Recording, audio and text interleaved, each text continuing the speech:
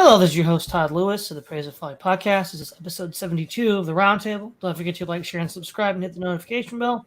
Don't forget to follow me on Twitter, Locals, Telegram, and Facebook, all of which can be found in the description box. In addition to supporting me on Locals, you can also support me on Buy Me a Coffee and Subscribe Star. As per usual, we'll read super chats first at the end of the program and any other chats as time permits and are relevant. So today we're going to talk about the recent brouhaha in the UK. So I think it was back in September, Liz Truss was the shortest PM in British history, 45 days. There was the famous Liz Truss versus the lettuce, and the lettuce won. So, but basically, Swithun, this is all just, tax cuts going awry. They just killed England. I mean, we're done, right? BTFO libertarianism. So what exactly happened with Liz Truss? Okay, before I get to Liz Truss, we have to put this into a broader context. British politics now is very much in the shadow of the EU referendum result in 2016. The UK vote relatively narrowly to leave, and so all the machinery of the ruling elite try to prevent it from taking place. This then culminates in the general election in 2017, Theresa May versus Jeremy Corbyn, but Theresa May doesn't entirely win. She has she doesn't have an overall majority and needs to have an alliance with the Democratic Unionist Party, which is a party in Northern Ireland. So this keeps going again, and then Theresa May doesn't get a deal through because basically it's staying because there's lots of Tory backbenchers who are opposed to it. Then Boris Johnson becomes leader, and then he announces an election in late to the approximately Christmas 2019, and he wins by a massive majority, the biggest Tory majority since 1979, and had the highest percentage of the popular vote of any party since 1979 as well. Sorry, no, biggest Tory one from 1979, biggest vote share of any party since 1979, and he wins a majority of 80 seats. Then 2020 and lockdowns and coronavirus happens. Then during those and towards, I can't remember exactly the dates of these, you have something called Partygate. There was lots of myriad of different rules, and some things were advice and some were law, and the government always deliberately confused them so no one knew what they could do and what they couldn't, but they could always get around and do what they wanted and not technically break the law. But Boris Johnson was alleged to be involved in some sort of parties. When you see the pictures of them, they're basically just people sat in a room eating cake. I mean, they're not really, but they were actually illegal. Well, my understanding was for regular people to do. And then this then allows essentially the Remainers, those who are wanting to keep Britain in the EU, or more practically speaking, as closely tied to the EU as possible, and their friends in the media, to basically oust Boris Johnson. He then becomes somewhat unpopular, and Tories believe lose a by-election. A by-election is one MP stands down. It's not a general election. And then the election takes place and he loses quite badly. And then they decide to get rid of him. Then what there is a Tory party leadership election. And the way that works is the MPs vote on their top two candidates, and then they go to the membership, who's a simple majority, whoever has the most votes in the membership. And the Tory party membership is relatively old. It's kind of the petty bourgeoisie types who typically are Tory members. And they voted for Liz Truss over Rishi Sunak because Liz Truss offered them tax cuts and traditional Tory things, or traditional Tory in the sense of the last 30, 40 years of what Tories have meant. But she'd never really commanded much support from the parliamentary party. And this is the key as to why she doesn't last very long. Because that all happens. And then they announce, and this is where it all sort of goes downhill for her, after the mini budget, where they announced the abolition of the additional rate of tax, which was originally implemented by the Labour Party, I think in about 2009, which was a 50% top rate of income tax over any earnings over £150,000 a year. This was then reduced by the coalition government with George Osborne to 45% in about 2010. But they were going to abolish that entirely, and so you would just have the highest tax rate would be of income tax be 40%. And there was also additional they were going to scale back the idea of increasing corporation tax because they had announced they were increasing it from 19 to 25%. And they were going to say, no, we're just going to leave it at 19. Now, what happened was this was badly handled by the then Chancellor of the Exchequer, Kwasi Kwarteng, who didn't really sell it hugely well. Now, then, this is what they're supposed to, if you read online, you say, oh, what got rid of Theresa May? Oh, well, tax cuts are bad. Now, why was this? Well, it was to do with the bond market. The bond market is basically tradable government debt, which is owned by lots of financial institutions, in particular pension funds. With the increase of the interest rates as a result of increasing inflation, the rates of return you get on these older government bonds was basically not worth it. And so people started selling them. But this meant that the asset values of these in pension funds, etc., was going down significantly. And so there was a concern that, so they were going down for that reason. And also because they didn't really sell what Kwarteng should have done is done the whole Art Laffer argument and go, well, we're going to cut corporation tax. Yes, we're going to cut income tax. Yes, we might get more deficits in the short run, but in the long run, our tax revenues are going to go up by loads. And so actually going to be better in financial position in 3 or 4 years' time than we would be if we kept taxes high. So actually it's a good thing for government finance. It's not a bad thing. Now, whether anyone would believe him is another question, but you could have at least tried to have done that. And then that might have settled the market's nerves to some extent. But they started a big fire sale of some of them, which then caused some difficulties for the pension funds. And so the Bank of England had to come in and buy some of the bonds from the pension funds and insurance companies to basically keep them solvent. And then this was and then Liz Truss at this point basically folds. Irrespective of what her policies were, her personal attributes were severely lacking. She fires Kwasi Kwarteng at this point, and then she follows pretty soon thereafter. But it wasn't the fact that she was necessarily not very strong-willed or her policies. Nobody in the she had very little support to begin with in the parliamentary party, and the types of the parliamentary party who were in the majority. And what you got to remember is, if you looked at the Tory party in MPs and how they voted in the EU referendum, I'm pretty sure it was over 50% of the Tories voted to remain in the EU. It was very close. It wasn't a massive difference at all. I mean, there was loads of Remainer types. And those are the people who tried to get rid of Boris Johnson were the guys trying to bring in Rishi Sunak. So then Truss goes after 44 days. The previous record for shortest serving prime minister was, let me remind myself, George Canning. He lasted 119 days. That's because he had a stroke and then died a year later. So that's kind of understandable that you'd resign after having a stroke. But that was 44 days. The main reason why that happened, though, was because the way the Tory leadership thing took place. And so they shouldn't have any support in the parliamentary party. And then all the media types didn't like her anyway. And so she loses it. Then who comes in actually before she goes actually is a guy called Jeremy Hunt. Now, Jeremy Hunt is a snake. Well, he's a politician. I sort of repeat myself. Now, nobody likes Jeremy Hunt. He was former health secretary, and somehow he was drafted in as like the safe pair of hands.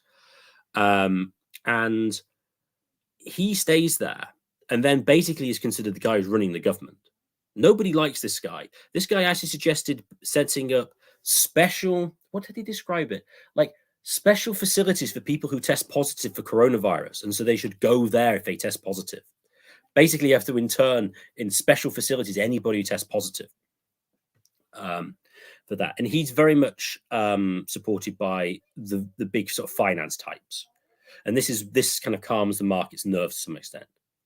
Then Truss goes and then is replaced by Rishi Sunak, who was the guy that all the money men were trying to get in when Johnson was sort of, the knives were out for him, we could get rid of him. Then what Hunt does is Hunt then has a budget where he basically increases taxes. He holds tax thresholds. So basically everyone's earnings are going up because of inflation going up, but by less than inflation. But it means that more of your income is now taxed at higher rates. So that goes up. He announced a reduction in the amount you have to earn to pay 45% in tax. And so he's increasing all these taxes all the time and getting rid of any of the regulatory cuts or anything like that. And this is supposedly their sort of shore up the markets, make the market sort of happy. Okay, and they settle a little bit. Although interestingly, they settled not much after Kwarteng's mini budget when he was cutting all the taxes. I mean, he did actually settle thereafter. So the claim that that the tax cuts were just going to sink the government anyway is false. The interesting thing I think here is now this is why does Hunt put in the budget that he does? Because it's clearly something that's not popular by anybody. Because I think it was cited that this is the budget's going to cause, or it's technically an autumn statement, the biggest fall in living standards for like 50 years or something. Tax going up, reduces in some spending places. So the question is, why is Hunt doing it? Well, you could say, well, he's doing it for the good of the country. But it's clearly not electorally popular because, well, if you're putting taxes up and inflation's really high, I kind of think that that's not really going to go down hugely well with, well, certainly the Tory support base. So then the question arises, well, why are you doing it?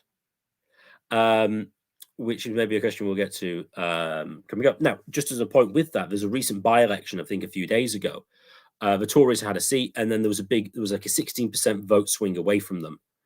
And you've also now got senior Tories who are saying they're not going to fight the 2020, whatever the next election would be, probably like 2024. They're just simply not going to bother turning up. So the question arises, who is running the government and what is their goal? Because it certainly doesn't seem to be winning the next election, which is what you would traditionally be told. Oh, yes, of course, they want to win it. So that's kind of the situation we're in. Oh, one more thing on Brexit. There was something that was going to go through from Jacob Rees-Mogg, which was to try to have a bonfire of EU regulations and laws, about 4,000 of them.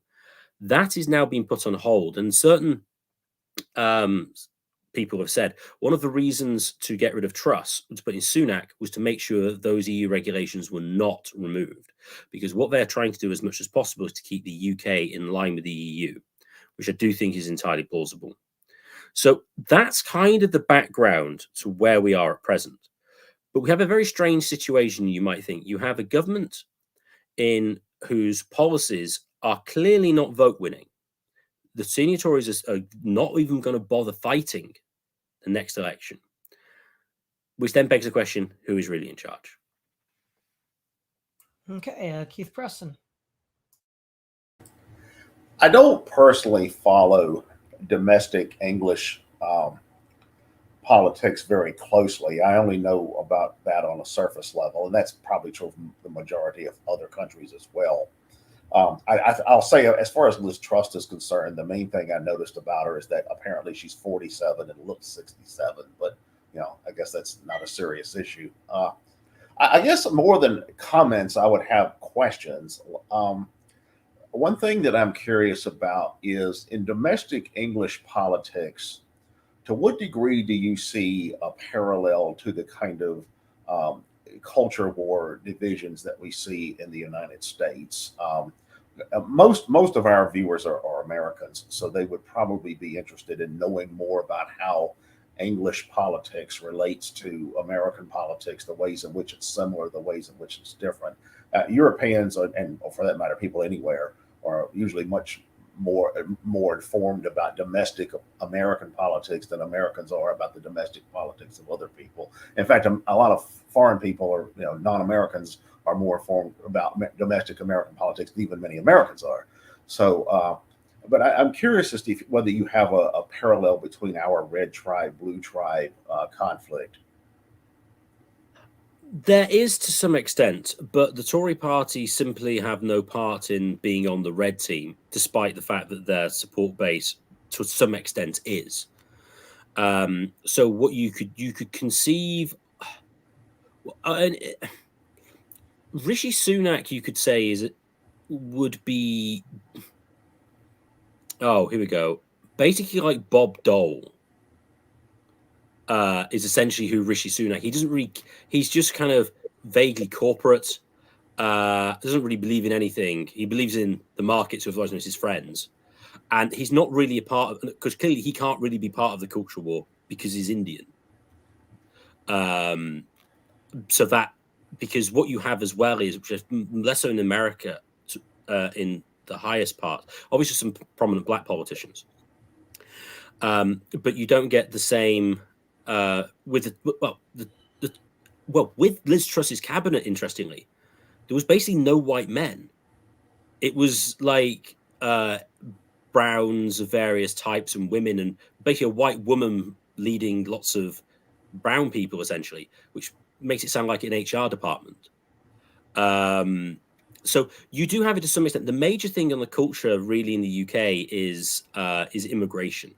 The UK net immigration figures for the last year was over 500,000, which is the biggest on record. And if you just look at the incomings, it was over 1 million. So that becomes a big issue. So now London, Birmingham, Manchester are now non-majority white cities. And Nigel Farage, who was famous for the UKIP and the EU referendum, he tweeted this being an issue. And then Sajid Javid, who was a former Chancellor and Home Secretary, replied to his tweet and said, "So what?" And he was former Home Secretary and claimed that he was going to have strong borders. So the major culture things is really on immigration, but basically, possibly the same in America with the Republicans. The Tories don't actually care. It's just a way of keeping keeping up some of their vote base. But when you're talking broader cultural issues, it's not as pronounced. I mean, the Labour Party is definitely in the vein of the Democrat Party, especially with Keir Starmer. Keir Starmer is a former barrister, I think. He was the director of the public prosecutions, like the head DA, I think, essentially, if I understand the American system well. And he is like the perfect woke capitalist type. And so he would fit perfectly. The Democrats would love him, and the corporate Democrats would love him. He's all on the right with the whole feminism, trans stuff.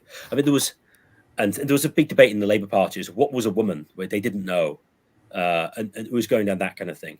But there certainly isn't the same sort of popular antagonism to sort of like the woke left as there is in America, although that does exist.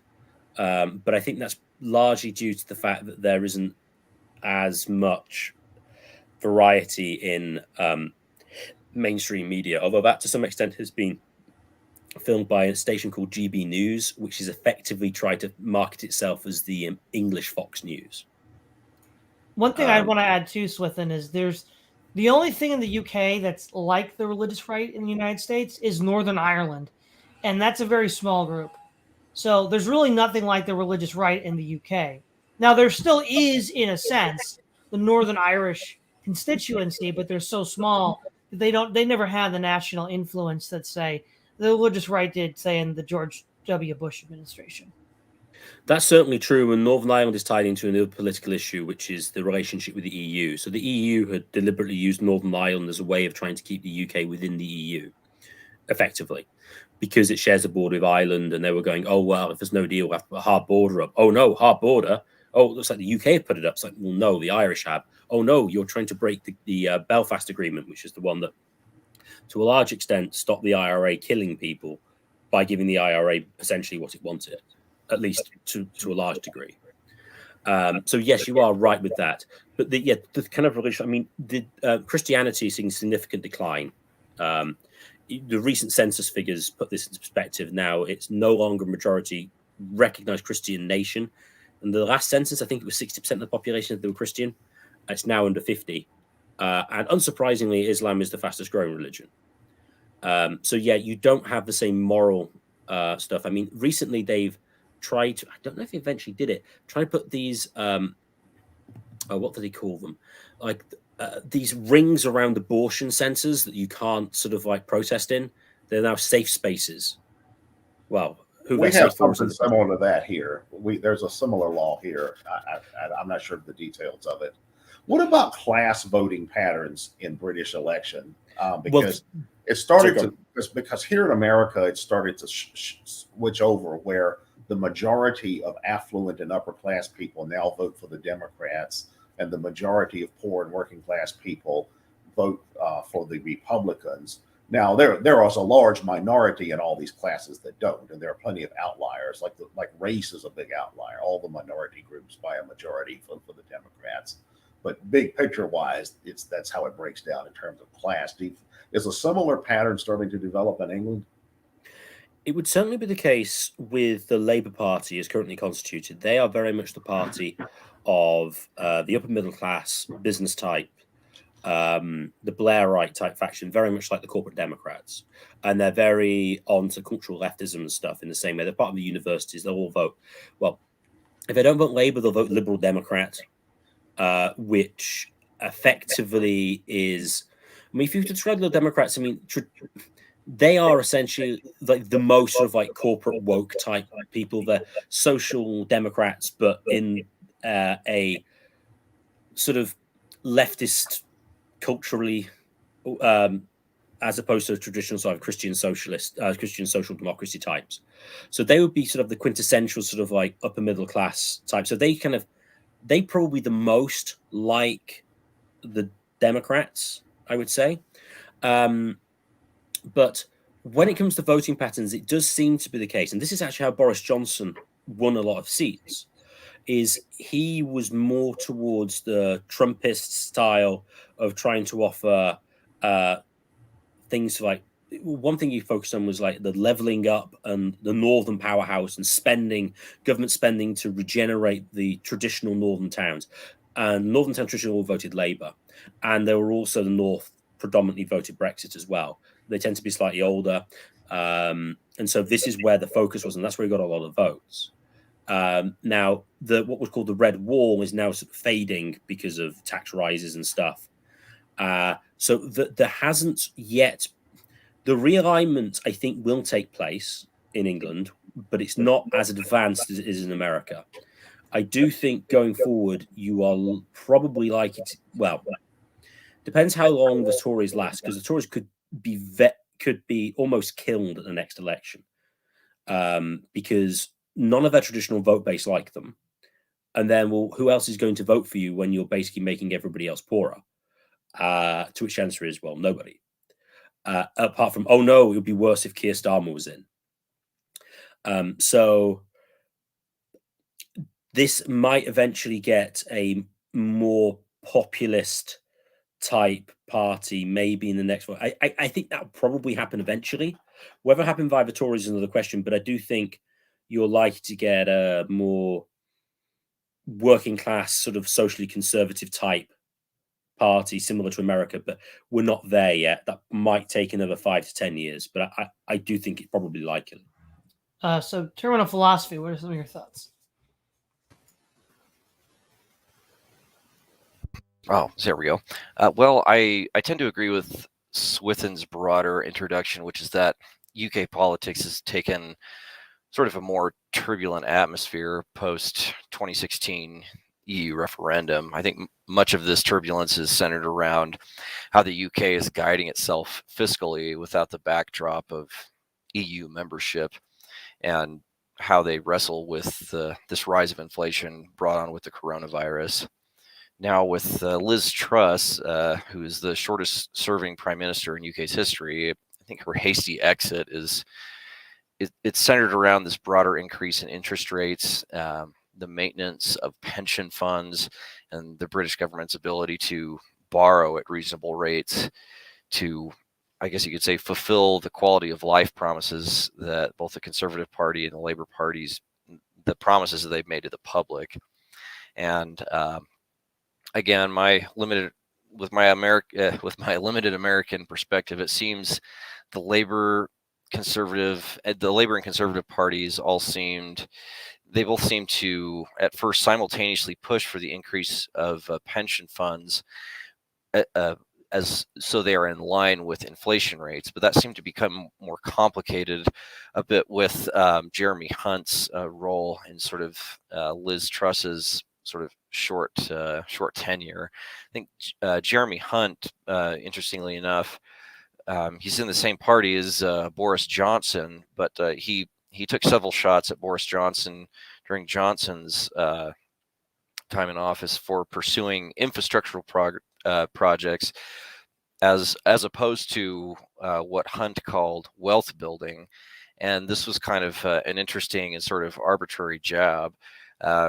This is a bit peculiar to me because I have read just recently that the Tories have much of their money tied up in construction companies, and that's just as our viewer Stephen Malcolm had commented just a few minutes ago. And so, and in addition to that, I have noticed that the Labour Party has voting power among much of the upper middle class, which had much of their wealth built up during the 1980s during Thatcher. So this is a peculiar voting pattern, which seems strange to me. But again, this could be entirely due to me being an American.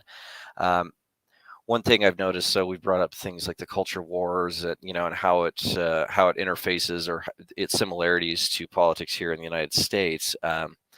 One thing it's been interesting to just briefly observe is sort of the both of these major parties voting patterns towards things like national defense, especially with the war in Ukraine. And you have both the Ukrainian conflict, and we're sort of coming out of the bog of the coronavirus economic problems. And so those two things are sort of overlapped economically for all different types of first world nations. And one interesting video that I've watched recently by a history channel on YouTube called Mark Felton, who's a World War II, I believe he's a historian, a British historian, and he had underscored how basically after Thatcher there was a sharp decline in defense spending, as well as the maintenance of Britain's navy, as well as keeping up to date with things like guided missile systems, advanced radar, early warning detection systems, things that are based out both in the sea and on the eastern coast of the UK.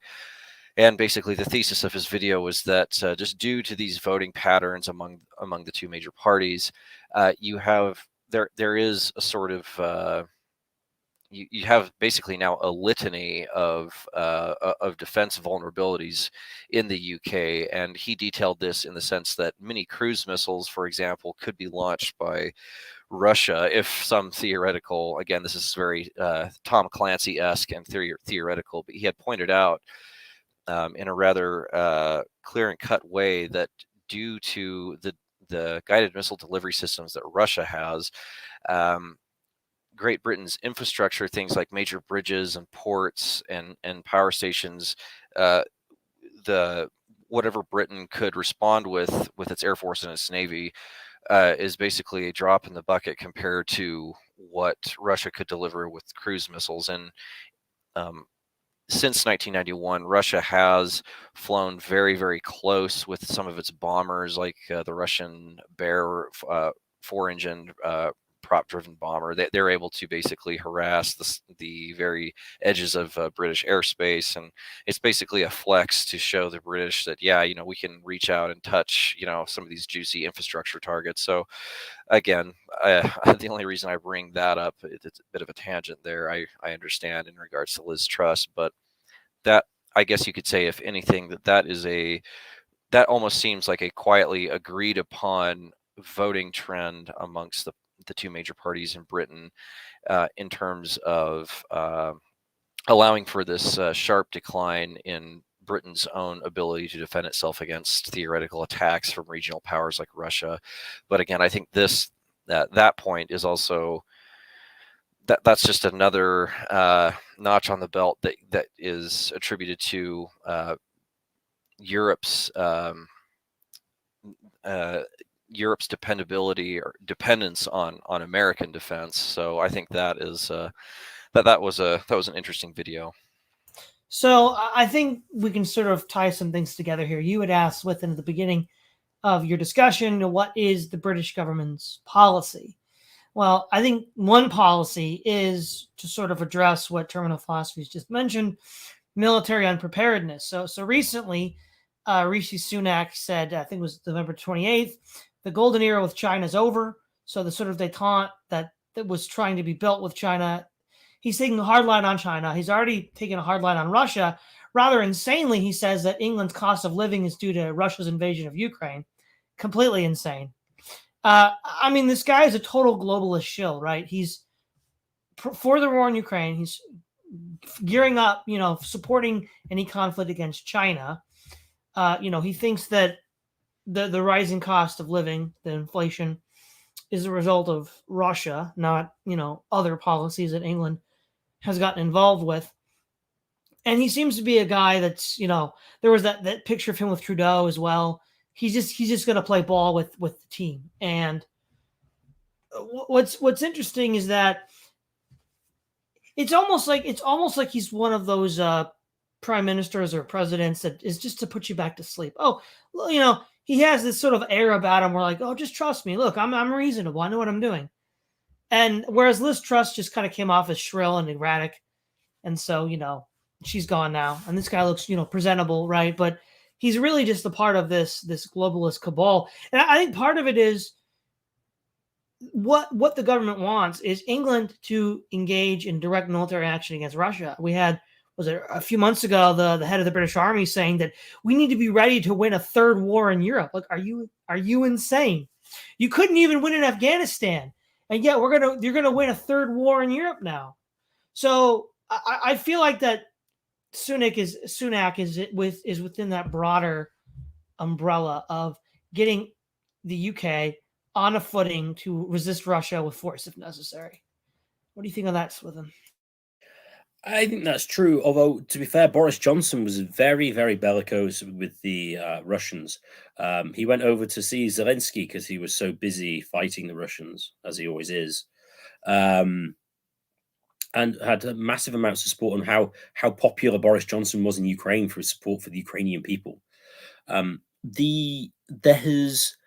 This is an interesting non-parallel dissimilarity between the UK and America. Is there is no major sort of anti-war voice at all, isolationism at all in British politics. It simply doesn't exist.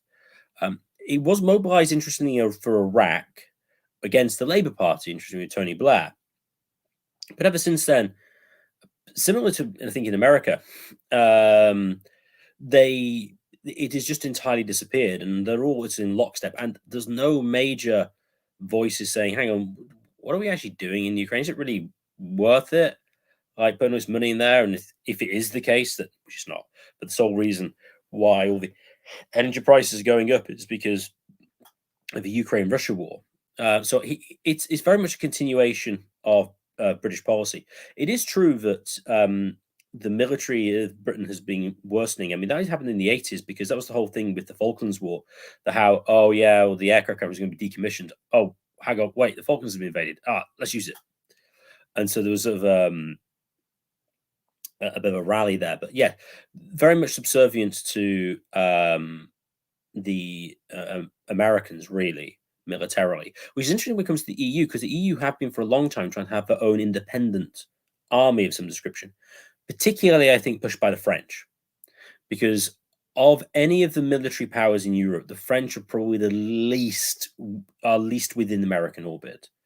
Now, that doesn't mean that they're not. They are to a large degree, but they don't roll over in the same way that the British government does, who are very much the closest ally. I think Britain is the closest ally America has. I mean, the Israelis do what they want.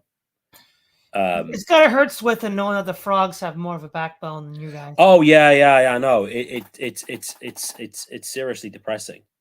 Sunak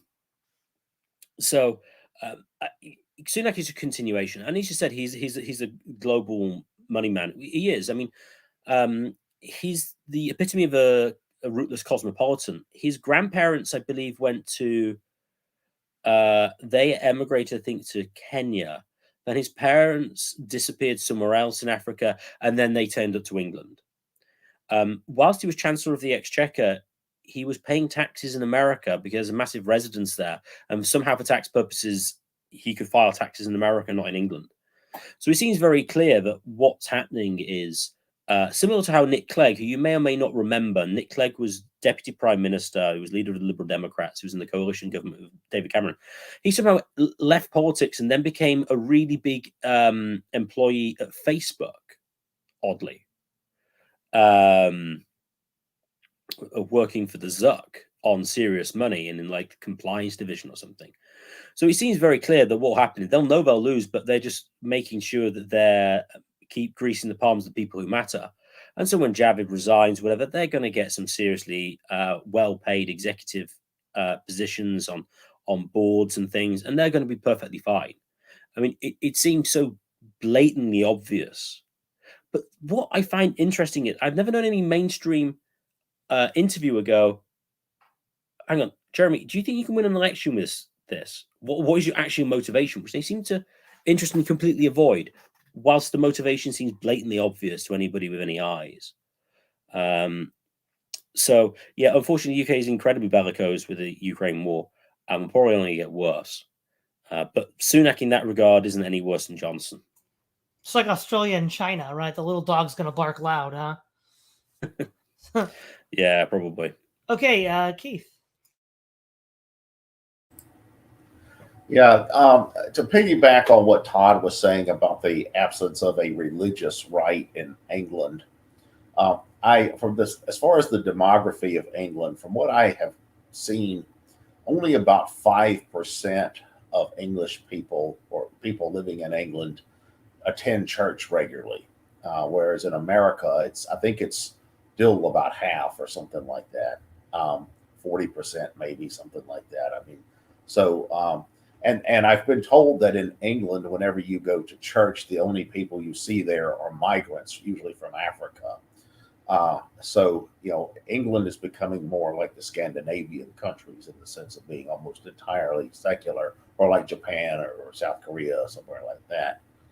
However, I do think there will be a religious right in England eventually, but it won't be a Christian right. It'll be an Islamic right. In fact, we already have the fellow who I forget his name. It's like a CH Chowdhury or something like that. Who was the cleric, the Islamic cleric, a few years ago? I think he was put on trial for hate speech or advocating terrorism or anti-Semitism or something like that. Who was that, Swithun? Are you thinking of Abu Hamza? No, Chowdhury. So I can never pronounce. I don't remember. These Islamic names. This was a few years back. Chowdhury, something like that. Oh, Anjem Chowdhury. Yeah. What was it that he did? It was it something? I think he supported young, fit Muslims to go and fight for the Islamic State. I think. Oh, okay. I think that was it. Yeah, and I suspect that as the Islamic populations in European countries grow, there will be a religious right in some of those countries, but not the Christian right. It will be an Islamic right. In fact, I've always joked about that to liberals and leftists here. I said, you think the Christian right is bad? Wait till you see the Islamic right. You'll see what rightism really looks like. Yeah. So one thing that I think is interesting about European politics is the way in which you have the multiple parties, and that's something that's totally alien to Americans. I mean, a lot of Americans don't even know that there are political perspectives other than Democrats and Republicans. They just have no clue that there's a such thing as countries where you have a dozen parties or something like that. But one thing I'm curious about in England is, other than Labour and the Tories, the Conservative Party, who you mentioned the Liberal Democrats, and as I understand that they're to the left of Labour, but is there a populist right party that it has any kind of influence? I know there was UKIP, before in the pre-Brexit era, but where does all of that stand now? There is something called the Reform Party, which is like a soft sort of popular party. It hasn't really got much traction. It was created as a moderate pro-Brexit party to basically force the Tories to go through with it, because UKIP had turned, it turned to the right. It would become sort of anti-Islam. The UKIP had turned a little bit more like the British National Party, to some extent. Although I think that's unfair in certain respects, but my memory of that is slightly hazy. So there is the Reform Party, but they're not really that populist. There's a litany of smaller parties, but nothing yet has gotten to be unified. That may well happen at some point. What's needed to happen, I think, is for like a coalition to get together and go, well, okay, we can't get all of what we want, but can we agree about what the most important things are and rally around it? And then they might try and do something. But as of yet, one of the issues is, if they're going to do that, the way to appeal would be to do the economic populism stuff. But that's one problem with that is whether you're going to need donors or anybody in the media class on your side, because the economic interests are diametrically opposed.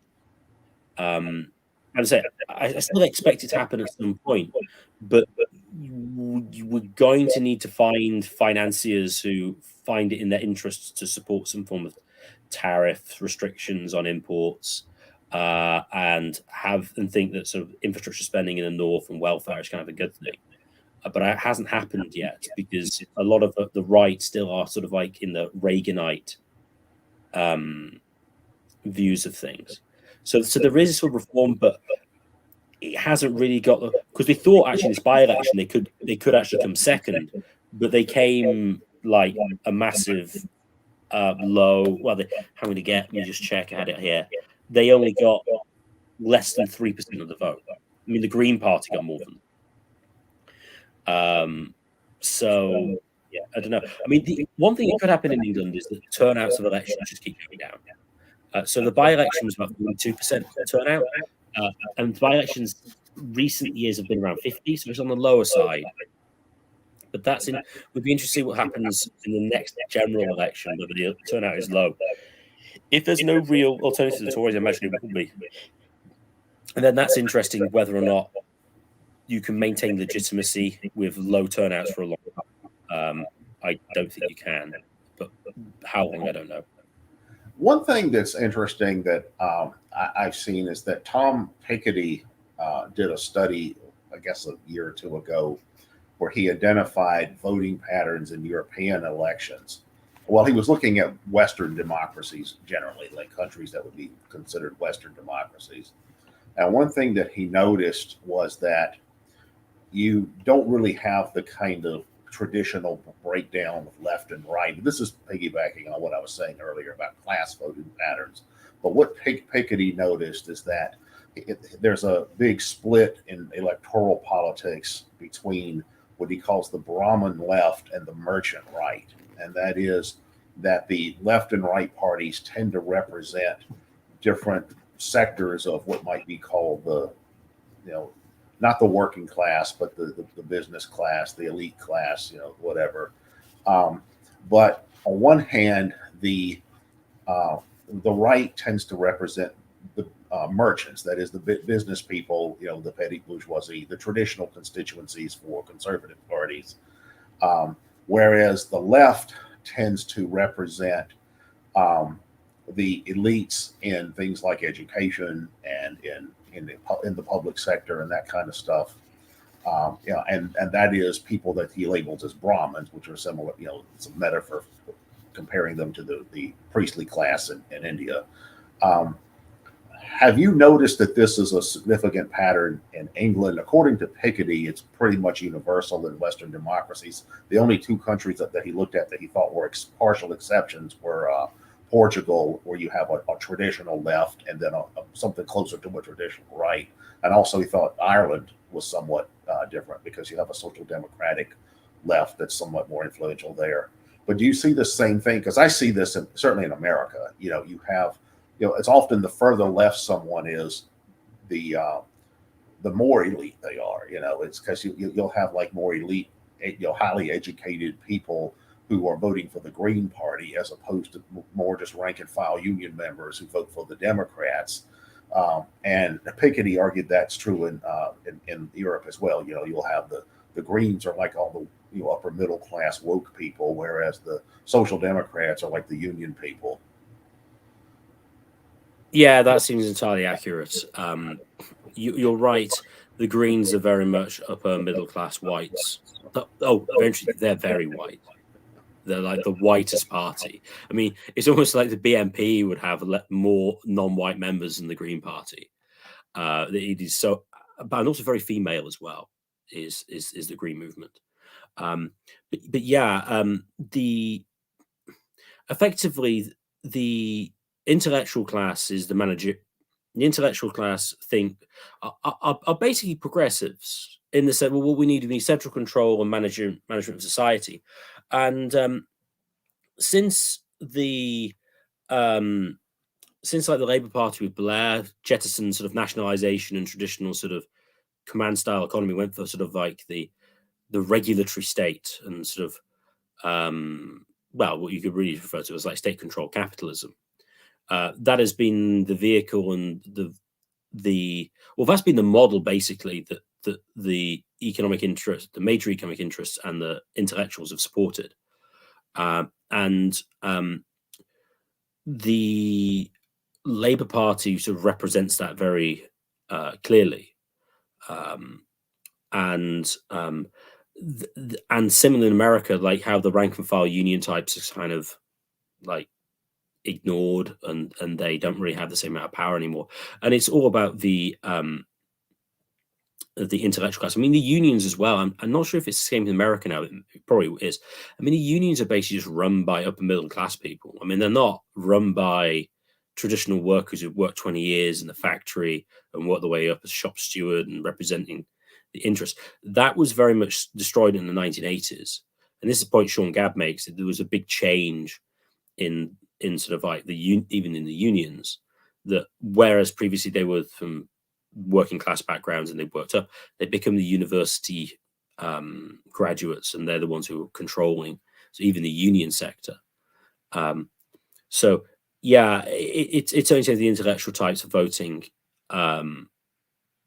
voting sort of left in that sort of corporate left space, and similarly as well in America, it's like the Brahmin class with the Dalits. It's like we'll keep all the working class people we don't actually like at all. They're horrible because they're racist and they're socially conservative, relatively speaking. But we'll keep them happy enough with enough handouts. And so yeah, you get the Dalit Brahmin alliance. So yeah, but I mean the traditional right really doesn't really exist in England anymore. I mean, it's kind of there, but I mean, like the traditional right you have in like Portugal, or whatever, it just simply doesn't exist to the same extent. There are pockets, and it could be a rallying call eventually, but it isn't yet. So yeah, so those patterns certainly are the case in England. Okay, terminal philosophy. Right. Well, in regards to the Tories, they remind me a bit in terms of their rhetoric and some of the sloganeering. They remind me a bit of Conservative Inc. here in the United States, and by that I mean that in the sense that they're not very conservative in their orientation or the ways in which they represent working class, blue collar types within the Parliament. Now, the Tories seem to have their priorities aligned first to, I guess you could say, the business class, and then sort of negotiating policies with the Labour Party much further ahead of their own voting base. They seem to be sort of more cosmopolitan in their outlook than they are in terms of winning over and keeping working class conservatives' votes in the UK. And very similar to Keith, my understanding of UK domestic policy is very limited.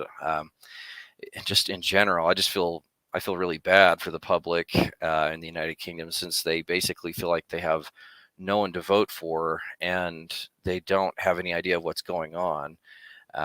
I don't know how many prime ministers have resigned, but there are quite a bit more prime minister resignations than there are U.S. presidents, I think by a large margin.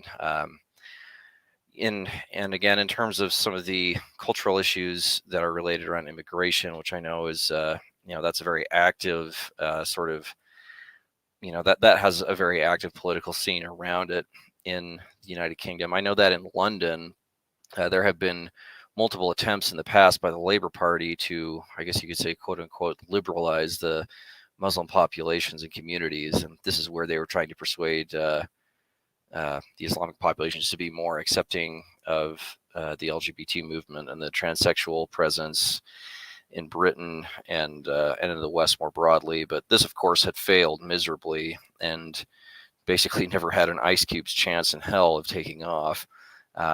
This also had sort of this is positively overlapped into the voting trends for the Tories, but this is to a very, very limited extent. It was hard to find some hard data about the political voting activity amongst the UK Muslim population. And then, I guess you could say too that, again, what I had mentioned earlier, how we had the coronavirus economic problems. And then, of course, that is overlapping with the inflation that's been brought on by the war in Ukraine. And I guess one of the more interesting efforts that the UK has done in regards to the Ukrainian conflict is training about a division's worth of Ukrainian soldiers in England and sort of outfitting them with NATO-style tactics and doing sort of these war game, probably battalion or division size level war games somewhere in the UK. I couldn't remember if it was southern Scotland or somewhere in the Highlands or something like that, but they have been training them for about the last 4 to 5 months, and I think that those 10,000 troops will be sent back to Ukraine to fight here to sort of reinforce what many of us assume will be a series of either mini Russian counteroffensives in various places along the front, or a larger, more broad Russian counteroffensive just that will last throughout the winter, sometime in January. So these are things that have been anticipated by former Colonel Douglas McGregor and some other former U.S. military officers that are no longer a part of the machine, and they now live a civilian life, and they're sort of free to speculate on things without fear of losing their job or getting demoted or something like that. So, but yeah, I do believe that the Tories, at least in their sloganeering, I do start to smell some conservative ink vibes in the wind, but feel free to correct me on any of that if I've stepped way out of line. Okay, I think it's time to wrap up. So let's try to keep it to 1 minute. Swithun Dobson, you go first. British politics is I think interesting. It now clearly shows who's running the game.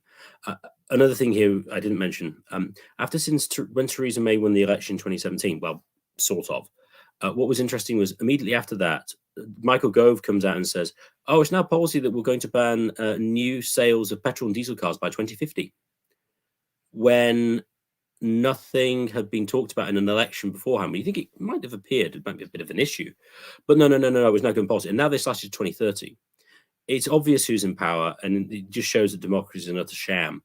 And well, I'm not surprised, but really people need to see it. All right, Keith. I suppose one of the things I find interesting about English politics is I'm curious to see where the relationship between England and America goes in the future. And now that England has left the European Union, because it seems like the European Union in its own way is becoming more assertive. I think the EU elites envision themselves as the United States of Europe. So how's that going to affect England? Is that I tend to think that by leaving the EU, England probably made itself more dependent on America in the process. In fact, I knew British people who didn't approve of Brexit for that reason. They're like, well, we'll just become more under the dominion of the Americans in the process. So what's the point? So I think I am curious about that because it does look like there's something of a split between the Anglo-Saxon world on one hand and continental Europe on the other. Like I know on Ukraine, France and Germany are not nearly as hawkish on the Ukraine war as the Anglosphere is. Now the Baltic states and the Slavic states certainly are for obvious reasons, but the real powers in the European Union aren't. So I'm going to be curious to see how that goes in the future. That's the main thing I'm looking at as far as European politics. Okay, terminal philosophy. Right. Well, I think I have the same curiosity that Keith does, which is this future relationship between the United States and the United Kingdom. I think, if anything, Brexit sort of represents a sort of slowly growing trend across continental Europe, because now there are more German politicians coming out that are suggesting the separation from the EU. I think, if anything, the EU, while it was initially a good economic union idea, and it's certainly shown that, I think the EU has a very, very similar GDP to that of the United States. However, I think due to its over-engineered structure, it makes governing one nation within the EU more complicated than it probably should be. And I think we're starting to see those frustrations surface in places like the UK and Germany, and many right-wing parties in France, and of course, and then you have Hungary, and you have more right-wing parties in Sweden and other things like that that have suggested very similar things. So I'm curious to see where the relationship goes, but I think that over the next decade or two, you'll see a tighter bond between the UK and the United States, I think, for the reasons that we've laid out. All right, everybody. Thank you for tuning in. Thank you, Swithun and Keith and Terminal Philosophy. It's Ty Lewis of the Brazen Flight Podcast, signing off.